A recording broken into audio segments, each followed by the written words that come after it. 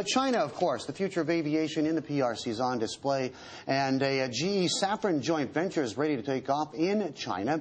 Chahrour, Executive Vice President at CFM International, joins us from Singapore today. This is a 50-50 joint venture between General Electric, the aircraft engine major, and the Safran Group. CFM won a contract to exclusively supply engines for the C919, which can seat up to like 160, 170 people, and will enter service in about the year 2016. Joins us from Singapore today. Shaker, good morning to you. Must be a very proud moment to you to be basically, you know, a jet, a plane is nothing without the thrust, without the engines, and at this point, this is a $10 billion deal, which you got, the sole supplier. Why was it necessary for CFM to be in on this project? Well, it's pretty simple, really. You know, China is a big player in the aviation market right now, and they will be a big player in the aviation industry sooner or later. And we didn't really want to be left out of that market. They represent about 10% of the total aviation market, and they have you know, started wanting to build their own airplane back a few years ago with the ARJ, and they learned tremendously from that. And this is sort of the next step in the evolution with the C919.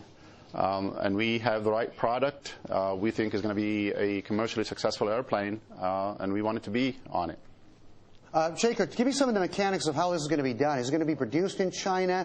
What is the how do the suppliers fit in? How much of a hybrid is this going to be from technology cherry-picked from other places? Basically, the whole process of getting these C919 power plants, you know, under the wings and moving the aircraft.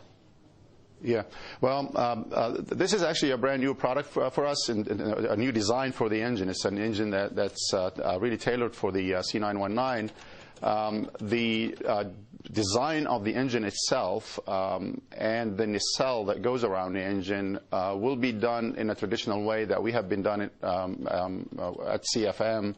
So it will be done in cooperation between our company, GE, and our partners in France, SNECMA. Now, sourcing of the parts will be global, just like we've always had global sourcing. There perhaps will be some level of manufacturing of the components that go into the engine in China, but ultimately the final assembly of the engine and the propulsion system will be done, will be assembled in China, and will be done very close to the airplane to really maximize efficiency of the manufacturing process, and will be brought up to the airplane and essentially bolted onto the engine.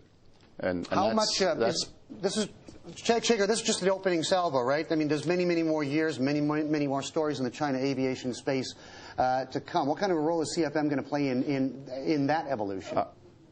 Well, you know, we obviously have pretty big ambitions and pretty big plans in China. This is the first salvo, like you said. We're going to see how the market develops, and you know, we just kind of really make sure that we have the right product at the right time. And if this develops into a bigger airplane, we want to be ready to be on that airplane as well. You know, both of our parent companies really want to play big in China. They both already have big presence in China, and we want to continue that presence, whether it's in the aviation industry or the other industry.